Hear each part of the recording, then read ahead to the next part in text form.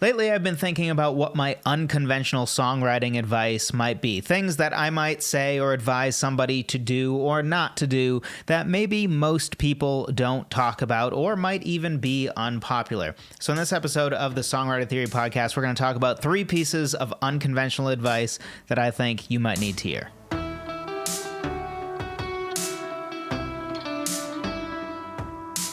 Hello, friend. Welcome to another episode of the Songwriter Theory podcast. I'm your host, as always, Joseph Adela. Honored to have you here with me today talking songwriting. I know it's been a while. My apologies about that.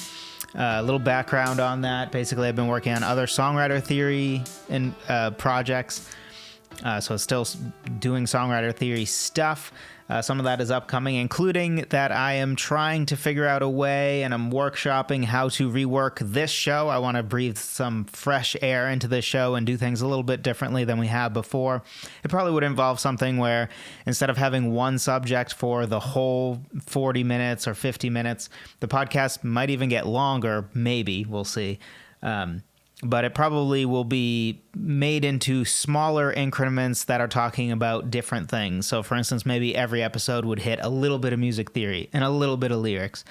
I'm not entirely sure yet, still working on that, but hopefully we will get back to our regular programming very soon. That's the goal here, to go back to once a week on this episode or on these episodes of the Songwriter Theory podcast. So my apologies for being away for a little bit on the podcast side of things. So in this episode, we're talking about things that I think are somewhat unconventional, things that probably most people aren't talking about. And this is one where, if anything, I've heard a lot of people say the opposite of this. But I've never heard people say what may actually be obvious, but you don't have to finish every song. You don't have to finish every song. In fact, I would go one step further and say you probably shouldn't waste your time finishing every song that you start. Now, I've heard some people say that you got to just get in the practice of finishing. So no matter how bad a song is, just finish it. And I don't think that's totally not valuable. I think there's some truth to that. I think an important skill that we have as creators, as artists, is being able to push through when things get hard, because if we only write songs when it's easy, we're probably not going to have that many great songs. And a lot of times, just to take a song from kind of okay, maybe even good with some potential, to really, really good, usually is perspiration and not inspiration. It's work. It's not just, I was just so inspired that day. Most of the time. Sometimes we have those magical songs. We've talked about that before. But for the most part, probably on average, when you look at the 10 or more songs you're most proud of as you write songs for years and years, assuming you don't write them all the same way in like 2 seconds, then, there's going to be no variation. It's just going to be random which ones. But a lot of times, what your favorite songs are, or the songs that you think are best, are not the ones that come together magically. They're actually the ones that, have one part come together magically, and then it was a struggle for a few months trying to workshop this one part off and on. And then you put it on the shelf for like half a year and forgot about the song, or maybe didn't forget about the song, but you're frustrated with the song, and then you bring it back, and then you finally figure out, this is what the bridge needs to be. A lot of great songs will end up being that. So there is value in the skill of finishing a song whether you feel like it or not, or finishing a song just out of practice. But the other side to that is every second or minute or hour that we spend essentially doubling down on a losing hand, right? If we think this song doesn't really have that much potential, this is an example I've used before, but let's say you're trying to release an album every 2 years. That's 10 songs. In that case, if you know that you have 10 songs already for the album you're working on right now, and you have 20 songs so far that you're going to narrow down to 10 for the next album, if the song you're currently working on would maybe be number 18 on that list, meaning it wouldn't make the cut for the next album. And probably, unless you don't write any songs for the next couple of years, it wouldn't make the cut for the album after that. It just will never be a song that's in the top echelon of songs you're writing right now that you would ever bother to record and release.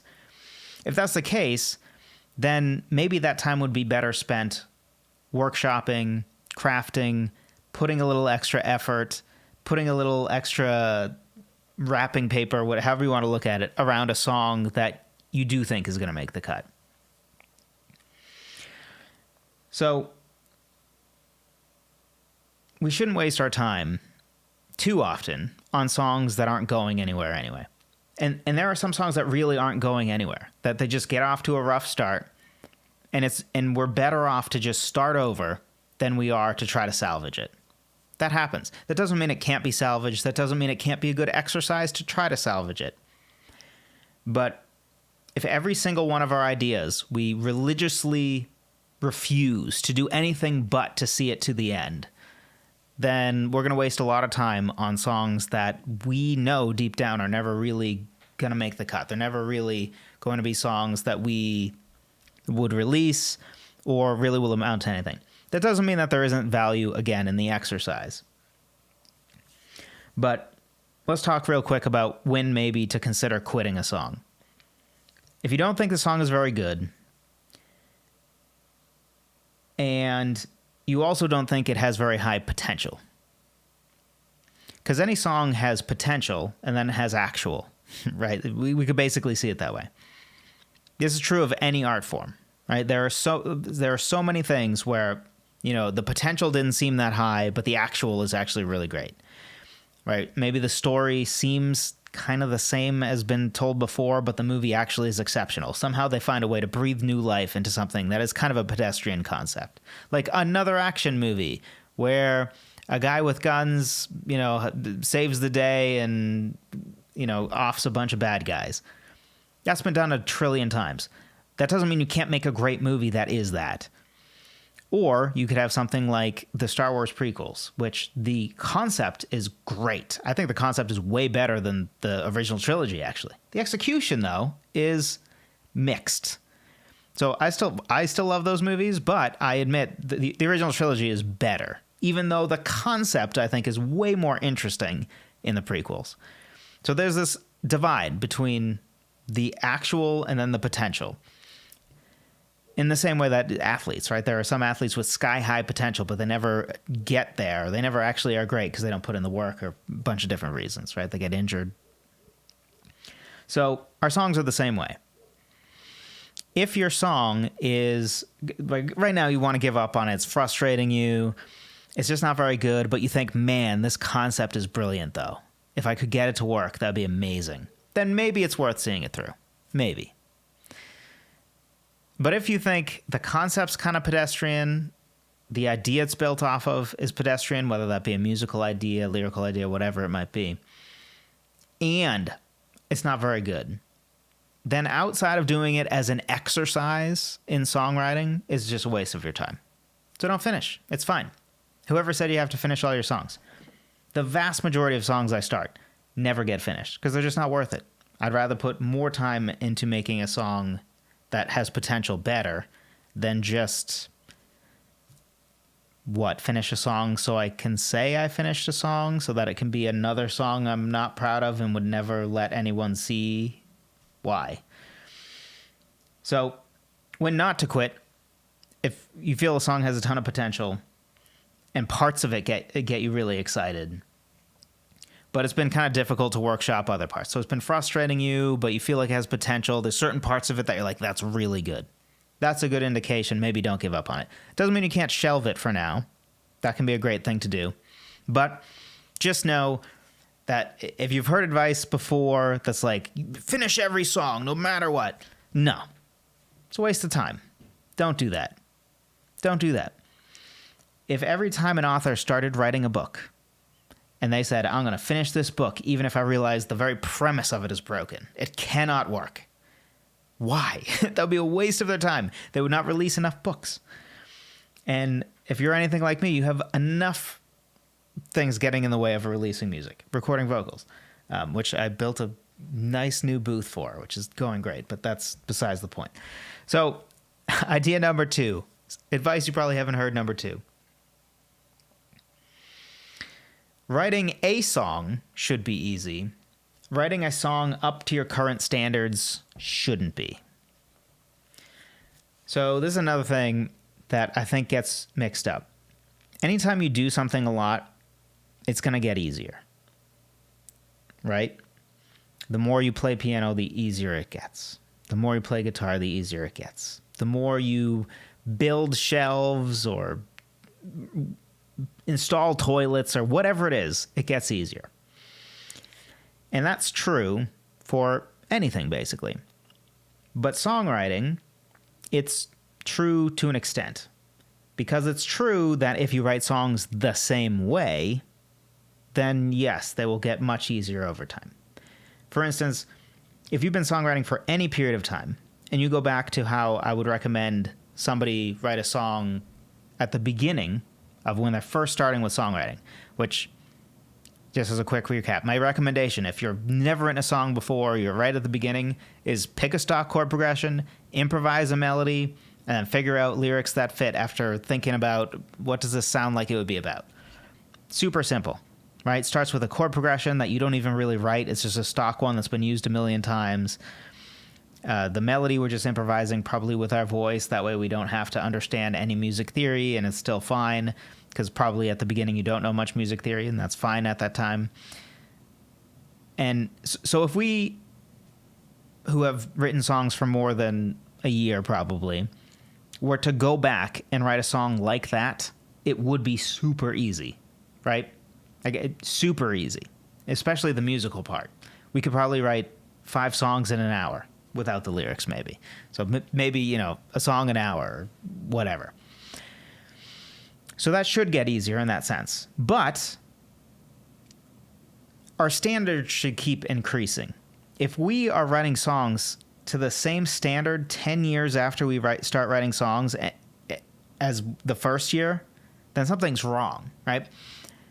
Whenever let's say you had guitar or piano lessons and you had recitals, this is pretty common, right? You have a recital once or twice a year, maybe once a quarter, something like that. Let's say it's once a year.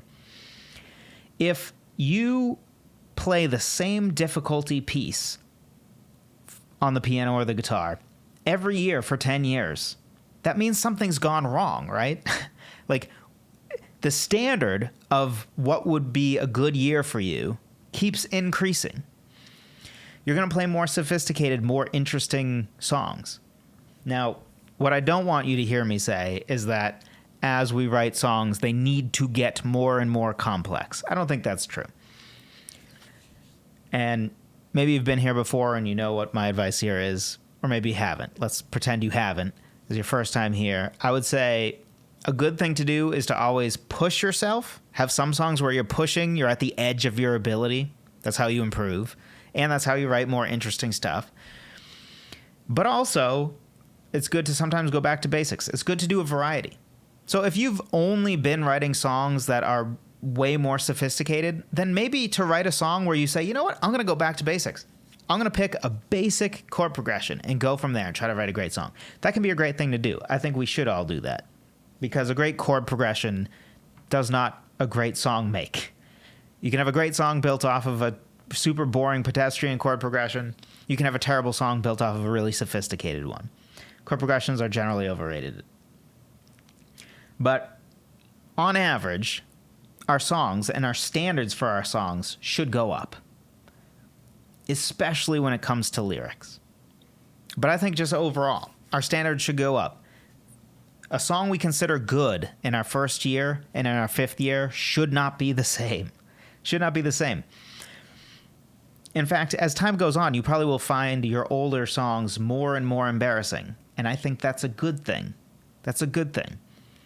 The album I released with my band back in college, I wrote most of the songs in high school. At least half of them make me probably visibly cringe now. And I don't think they're awful, but there are just lyrics that, I was a teenager. And now, to me, it's apparent that I was. Because there's like kind of corny lyrics that are like, you probably should have workshopped that a little bit more. Tempo changes was a terrible idea. There's just different things that we did that were just super cringe. And that's how it should be. That's how it should be. If we're in year 10 and still, half of our best songs we wrote in year 1, maybe something's gone wrong. So it is true that as we write songs more and more, writing a song should be easy. Meaning, if we were forced to write a song quickly, we should be able to do that. Right? If somebody said, just write any song in the next hour, we should probably be able to do that over time. But to write a song that's actually worth writing for us at any given time shouldn't be easy. Because if it is, that means we're probably not pushing ourselves enough. In the same way that if you learned a new piano song and you learned it just like this, then maybe it's not at the edge of your ability. It's not making you any better. You've moved past that. That doesn't mean you can't learn it, just like you can't write simple songs still. But our standards should continue to go up. So, number 3. Learn from what you don't like. I think it's obvious to learn from what you do like. And that's talked about a lot. But don't let the insane culture of, I virtue signal that I like all music.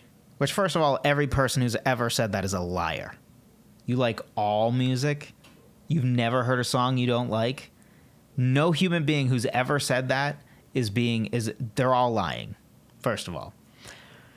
Second of all, that's not a virtue. It's not a virtue to say, I have no standards. It's not. And it's especially not a virtue from someone who is trying to create something.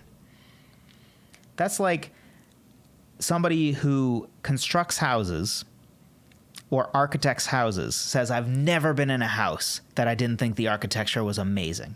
No. If I'm hiring an architect for my house, I want to hire the guy or girl who is like, man, I can't stand most of the houses these days. They're so, that they can pick apart tons of different houses. Why? Do I want them to be a jerk? No. But I want them to have standards. Because if they don't have standards, then what are they holding themselves to? If somebody likes every single piece of music, then why would they write great music? Because they like everything. If you like even the crappiest song, and you write a song, and you like it, how do you know it's not crappy? Because you like even crappy songs. So anyway, that's a big virtue signal thing that I've heard for years. It mostly doesn't come from creative people. It mostly comes from people who, just listen to music while they're working and that, that sort of type. But it's not a virtue to have no standards. And in fact, even though there's a lot of toxic positivity out there, learning from songs you do not like can be very powerful. This is true with so many things in life. A lot of what I've learned about leadership is from bosses who suck. And a part of that is because I've had way more bosses that are terrible leaders, embarrassingly bad, than I have that are good. And probably you've had the same experience, right? Where you're like, most of my bosses are schmucks. Most of them. Most of them, I think, how on earth do you get paid to do anything around here? There are exceptions, right? And you can learn from great leaders. But sometimes the best teacher is people who aren't very good, right? You can learn, if your parents didn't have a good marriage, you can learn a lot about what not to do in a marriage. And that is also very helpful. So the idea that that's any different for songs is ridiculous. We can learn a ton about what we do want to do in our songs or what we want to avoid in our songs by analyzing songs we don't like and trying to figure out what is it I don't like about this. Because to just be negative and to just say, oh, I don't like this song's crap. Yeah, there's no value to that. But there is value to thinking about, okay, I have this visceral reaction against this song, or this song makes me cringe, or every time I hear it, I wait for it to be as good as people tell me it is, but there's just something about it that seems off. It just seems like, there's something about this. Lean into that. and figure out what is it that about that song that you don't really like or that you feel isn't very good. Because you can learn a lot about what you should and shouldn't do in your songs and what you value in music and what you don't value in music simply by taking the time to go one step further and analyze what is bad about it.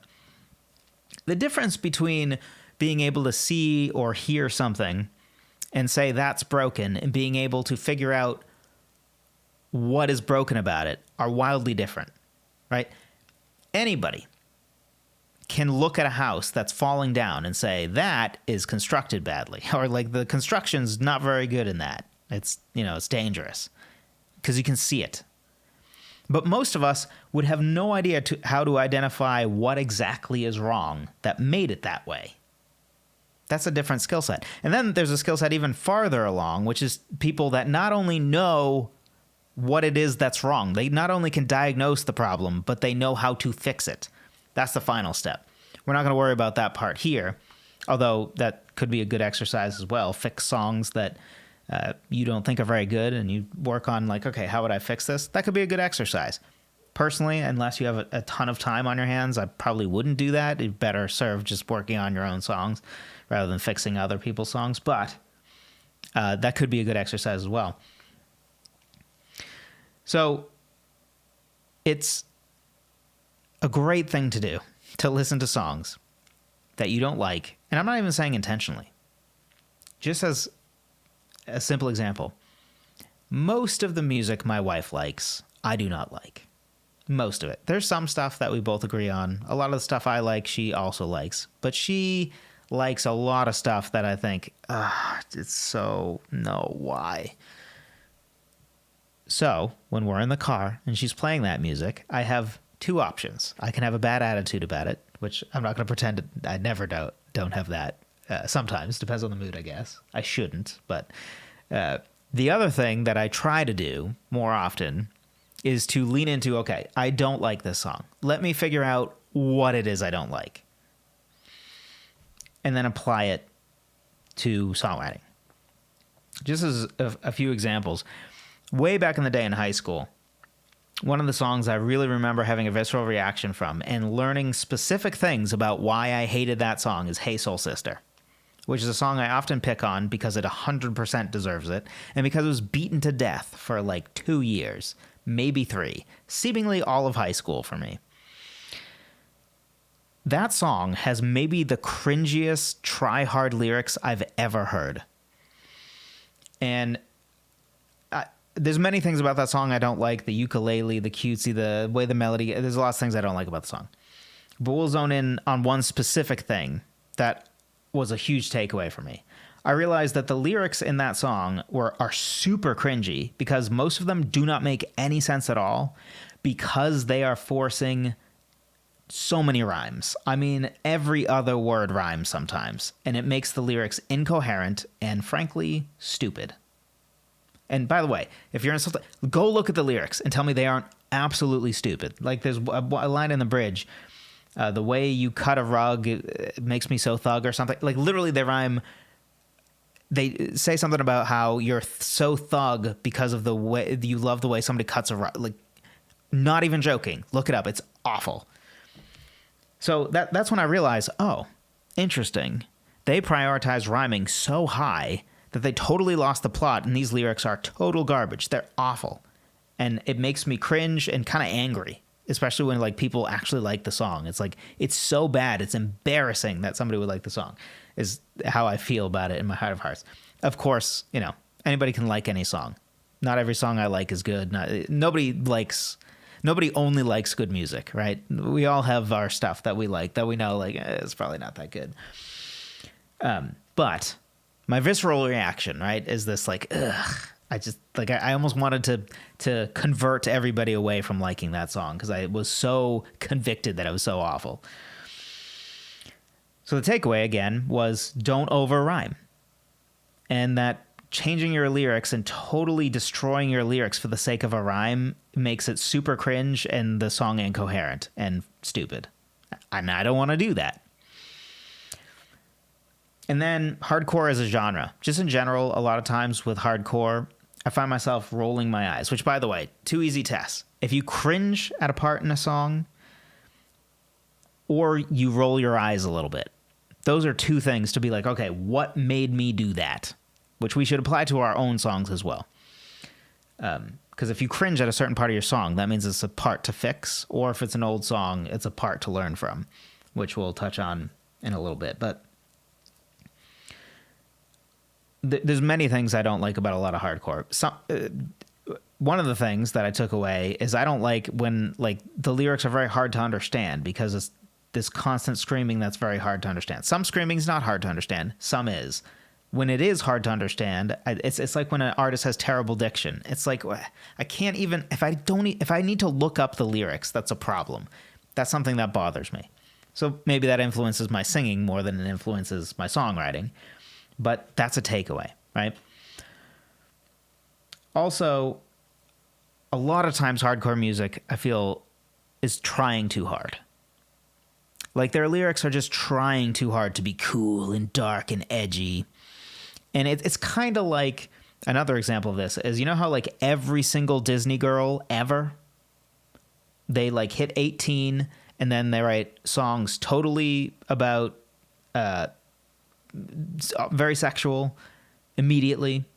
And they like drop an F-bomb in a song for no reason. It doesn't really fit in the song. You can tell they're like, I'm an adult. It's awful. It's so cringy.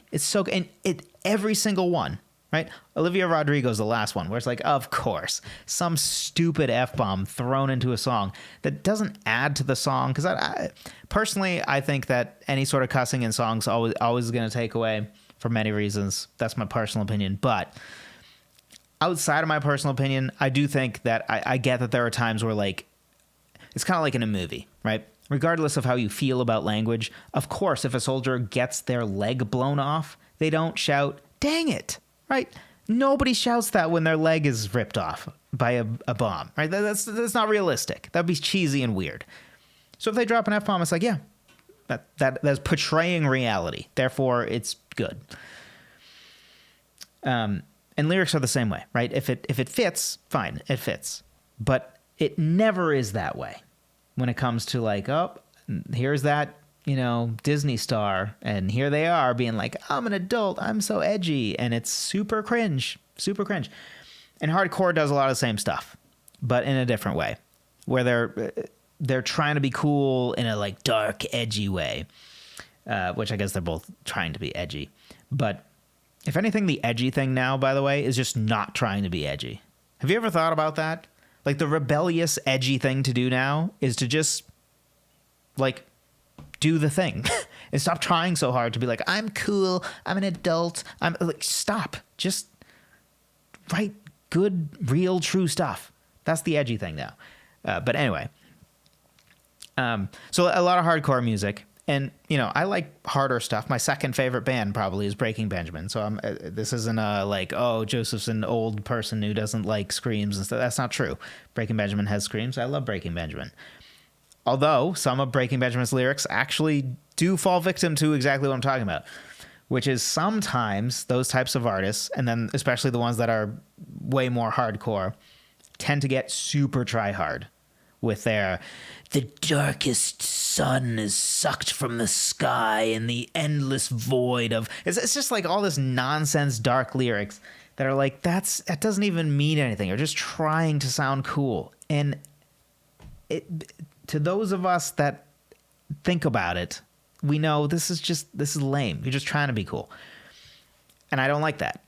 So that's another thing that I learned of like, there's a line somewhere where like, yeah, dark can be cool. And there, interesting symbols are cool. But there's this line where it's like, okay, now you're trying too hard. And we all know that line exists. Our lines are going to be a little bit different, but we all know that exists, right? Maybe you don't think that it is as cringy as I do when your Disney princess, pop star, whatever, turns 18 and it's the same shtick every time. Maybe you think only some of them really crossed the line and got like really cringy. So we're going to disagree on exactly where the line is. But we all have a sense for ourselves where we think that line is of, okay, that got a little too try hard. It tried too hard to be cool. It jumped the shark, however you want to look at it. And then, just as a last example, I'm picking on my high school years here, I guess. But that's when a lot of formative things happened as far as my opinions about what makes songs good and not. Not that they, of course, evolve over time, but that's when I really started to think analytically like this. But Grenade by Bruno Mars. Super popular, played at all the dances. And I remember thinking, this song, it makes me cringe. And I'm embarrassed for the guy who's singing it. That was my honest reaction. And I didn't immediately know why until I dove in a little bit deeper. And again, there's several reasons, I think. It just sounds overly emotional in a way that doesn't seem genuine to me. So that's a part of it. But the lyrics. Literally, the chorus rhymes the word yeah. That's how it rhymes. And every single thing is absolutely ridiculous. I'd catch a grenade for ya. Throw my hand on a blade for ya. I'd jump in front of a train for ya. You know I'd do anything for ya. I would go through all this pain, take a bullet straight through my brain. Yes, I would die for you, baby, but you won't do the same. Every single line in that is insane. Why would you catch a grenade for... And the idea that you're insulted that they wouldn't do the same insane thing... Everything about it is cringy and just awful. Like, can you imagine somebody saying this? This is the sort of thing that if a girl got a letter or a Valentine that said this in it, even if they loved the song Grenade, they'd probably be like, ugh, what is this? Creepy. Yes, because it is.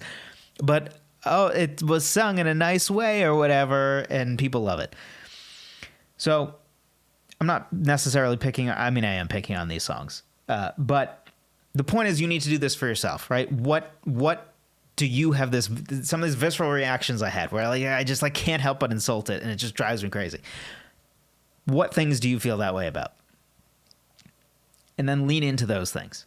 Learn from those things. Don't just learn from what you like. Learning from what you like is great. Learning from what you don't like is also great. In the same way, as I said before, you can learn from great leaders, but you also can learn from terrible leaders. You can learn from marriages that work and marriages that didn't work.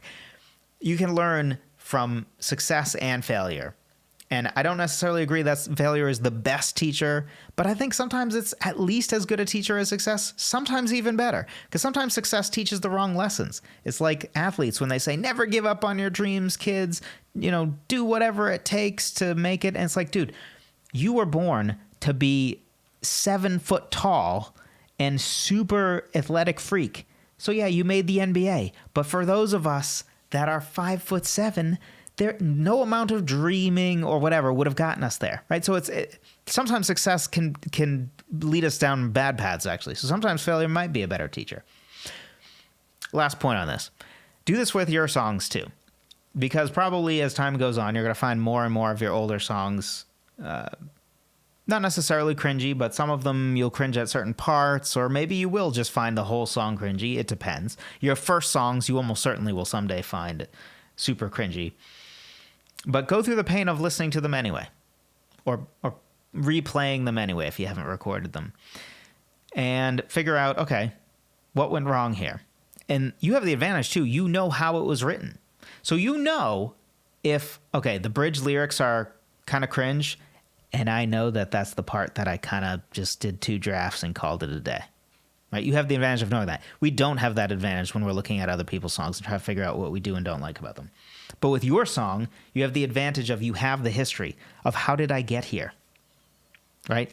I have the advantage of I think that time, the tempo change that I put in those recordings was awful and cringe, and I hate it.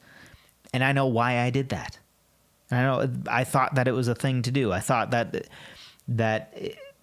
it was too hard to try to rectify the different tempos that I wrote each part at instead of realizing that probably in the middle is the right tempo for everything.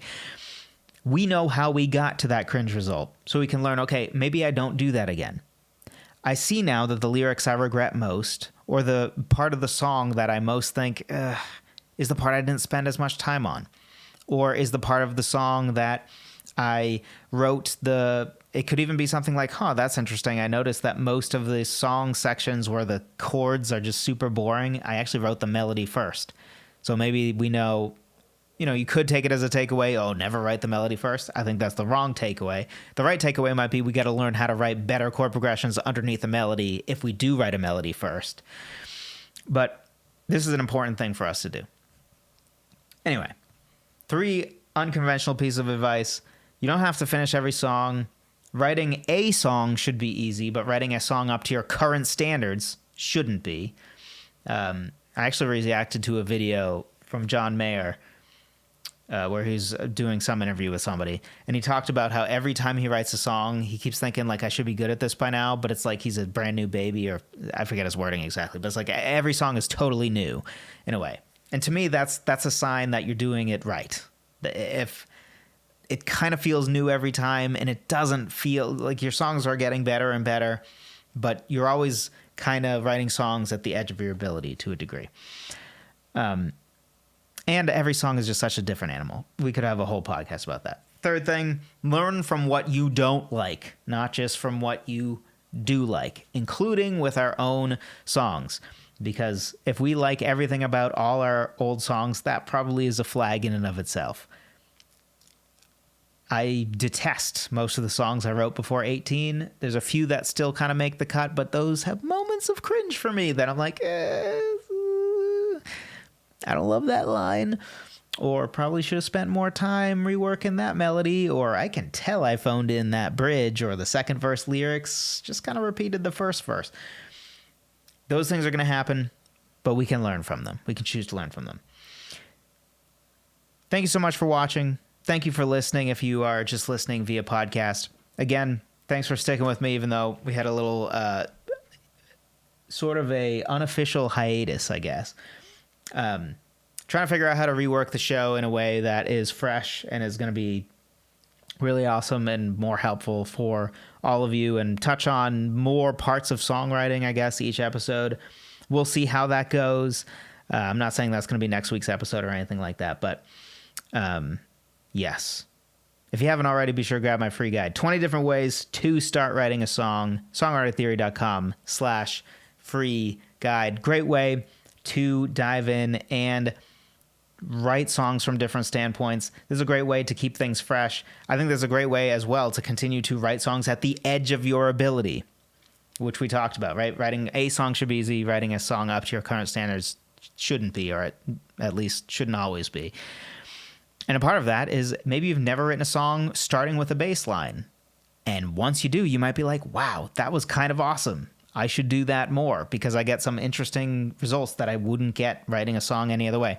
There's a whole bunch of different ways to write at the edge of our ability, or to push ourselves to learn to write songs in different ways that are sometimes more sophisticated and sometimes maybe equally sophisticated, or just not that sophisticated. But one of the ways to do that is by starting songs in different ways. If you want 20 different ways, again, songwritertheory.com/free guide. Thank you so much for watching, listening. I appreciate every single one of you, and I will talk to you in the next one.